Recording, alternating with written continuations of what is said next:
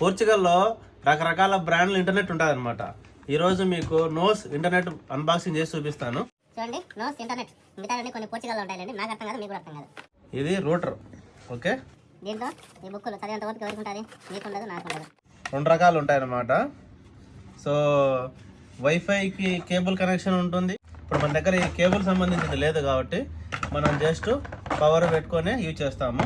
ఓకేనా, ఈ 2 క్లిప్పులు ఉంటుంది వెనకాల తగిలించుకోవడానికి.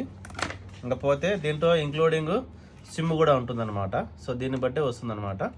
ఓకేనా, కనెక్షన్ సింపుల్ అనమాట. రాండి మీకు కనెక్షన్ కూడా చూపిస్తాం. చూడండి, కనెక్షన్ ఆన్ చేసినాం ఇప్పుడే పవర్. ఇప్పుడు ఇంటర్నెట్ లేదు కాబట్టి రెడ్ లైట్ ఉంది.